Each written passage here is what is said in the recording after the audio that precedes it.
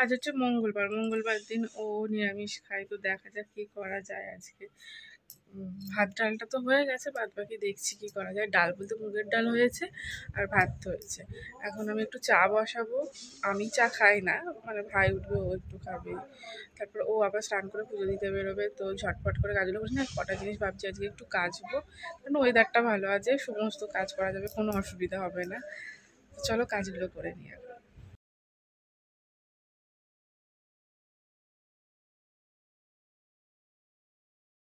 সবজি ছিল, সবজির মধ্যে বেগুন ছিল, তো এখন আমি বেগুনগুলো একটু ভেজে রাখবো।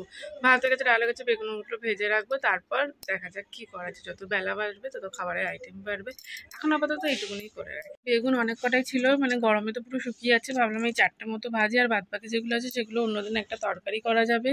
তো এগুলো এখন কেটে নেবো। বেগুনগুলো কেটে নিয়েছি আমি। বেগুনগুলো বেশ এরকম গোল গোল করে কাটতে আমার খুব সুন্দর লাগে, বেশ এরকম গোল। আর বেগুনগুলো না এত ভালো পোকা বেরোয়নি, একটা বেরিয়েছিল সেটা ফেলে দিয়েছি, বাদ বাকি পোকা বেরোয়নি। এই যেরকম গোল গোল করে ভালো লাগে। অনেকে আবার এই পিসটা করে, এই পিসটা আমার অতটা ঠিক ভালো লাগে না। আমার এই গোল পিসটা বেশ খুব সুন্দর লাগে। এই পিসটা কীরকম যেন একটা লাগে, মানে বেশিরভাগ মানুষ দেখি এই পিসটাই করে, কিন্তু আমার এই গোল গোল বেগুন ভাজাটা উফ হেবি সুন্দর লাগে। অবশেষে আগের দিন রাতে বৃষ্টিটা হয়ে সত্যি কথা বলতে চারিদিকটা এত ঠান্ডা হয়ে গেছে, এত ভালো লাগছে যে একটু কাজগুলো শান্তিতে করতে পারছি। না হলে কি গরমে কাজ করতে যে কী কষ্ট হয় বলার মতো নয়। মানে এগুলো সব ভগবানের ইচ্ছাতেই হয়। ভগবান যদি চাই তো ভালোভাবে দিনটা আজকে যাবে তো যাবে, তো খারাপভাবে যাবে তো খারাপভাবে যাবে। বাকি ভগবান চেয়েছিল একটু গরম থেকে রক্ষা দেবে, তাই বৃষ্টিটা হলো, তাই একটু ভালোভাবে কাজটা করতে পারছি, একটু স্বস্তি পাচ্ছি। না হলে যে কী কষ্ট হয়। যারা গরমে এরকম কাজ করো তারা নিশ্চয়ই জানো, এটা নতুন করে বলার মতো কিছু নয়। আমার একা নয়, সকলেরই এই কষ্টটা হয় আর কি। তো যাই হয় ভালোর জন্যই হয়। তো এই গরমের বৃষ্টিটাই সত্যি খুব ভালো লাগে। যদি রাতের বেলা এরকম কদিন হালকা একটু বৃষ্টি হয় ঠিক আছে, যেন বেশি জোরে ঝড় টর না হয়, কারণ ঝড় হলে তো মানুষেরও ক্ষতি না।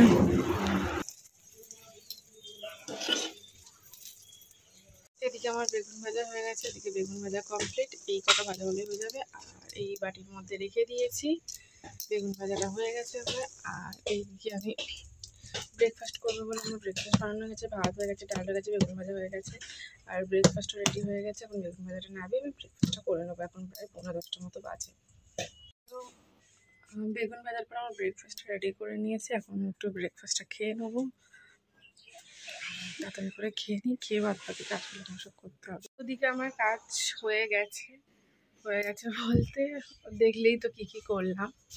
তো এখন একটু আমি খেয়ে নেবো, খেয়ে নিয়ে একটু বসবো, বসে একটু খাবো। তো একটু খেয়ে নিয়ে এখন আমি কিন্তু তাড়াহুড়ো করেই হোক আর আস্তে করেই হোক, মানে স্লো কাজ করলেও বা তাড়াতাড়ি কাজ করলেও আমি কিন্তু নিজের জন্য ঠিক একটুখানি হলেও 5 মিনিট 10 মিনিট বা 2 মিনিট হলেও সময় বার করে নিই। মনে হয় প্রত্যেকটা মানুষেরই উচিত, যতই কাজ, যতই ব্যস্ততা, যত যাই কিছু থাক না কেন, নিজের জন্য অন্তত সময়টা বার করে নেয়। কারণ নিজেকে যে ভালোবাসে না, সে কোনোদিনও কাউকে ভালোবাসতেও পারবে না, ভালো রাখতেও পারবে না। ব্রেকফাস্ট করা হয়ে গেল, মানে তাড়াতাড়ি করে ঝটপট, মানে কাজের তারাই যেটুকুনি খাবার পাই সেটাই তাড়াতাড়ি করে খেয়ে নিই। আর এখন আমি চাটা বসিয়ে দিয়েছি, আদা দিয়ে লিকার চা। এই যে চা ফুটে দিয়ে চার পাতাটা দিয়ে দিয়েছি, এবার বন্ধ করবো। এই যে চা পাতা দিয়ে দিয়েছি, মানে আদা আর চিনি দিয়ে ফুটিয়েছিলাম, তো একদম জলটা ফুটে এসেছে। এখন চা পাতাটা দিয়ে দিয়েছি, একদম পাতা দিয়ে দেবো।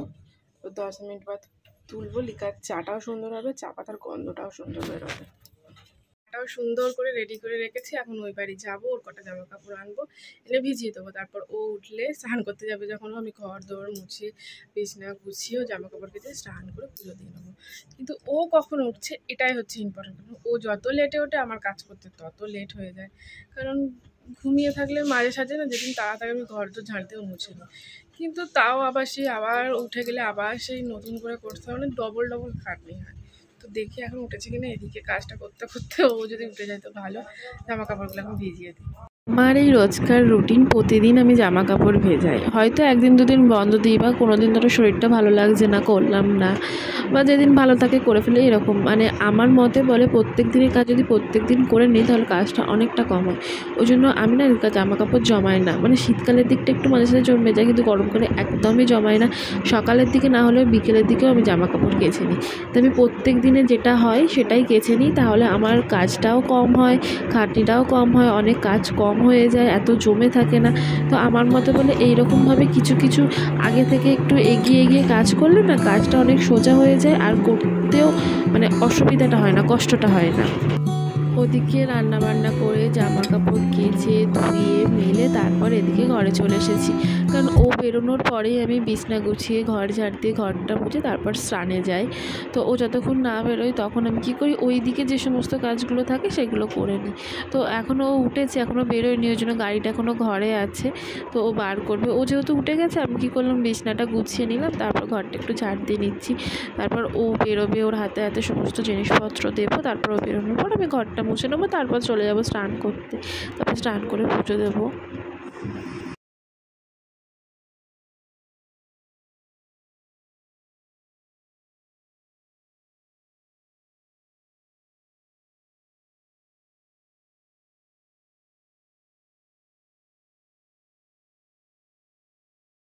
স্নান সেরে একবারে চলে এসেছি এখন পুজো দিতে।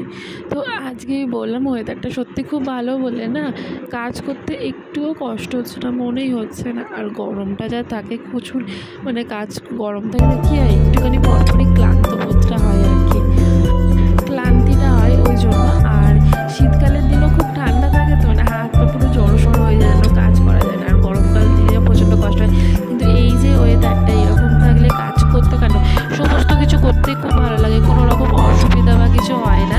তো আমি প্রথমে ধূপ আর মানে ধূপটা জ্বালিয়ে নিই, তারপর চন্দনটা বাটিয়ে বেটে ফুলে ছড়াই। তারপর আমাদের মঙ্গল ঘট আছে, সেখানে চাল রাখতে হয় প্রতিদিন, তো রোজকার মতো সেই চালটা রাখি।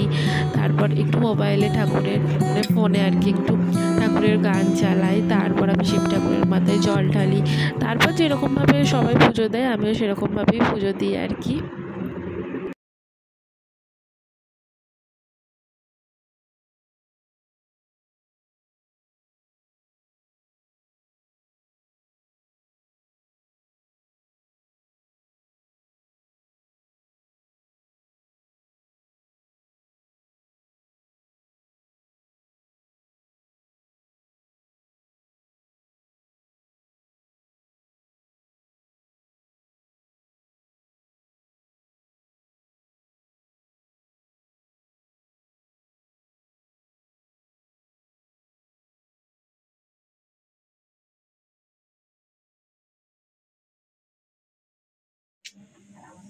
কি দেখছো তুমি? কি দেখো? আকাশ? এটা কে? এটা কে? এটা কে গো? এটা কে? কে এটা? কে এটা? হ্যাঁ, এটা কে? এটা কে? তুমি দেখো। কোথায় আঙুলি? হ্যাঁ, ওই বদল। এদিকে দেখো, চলো গুরু গুরু যাবো, যাবে?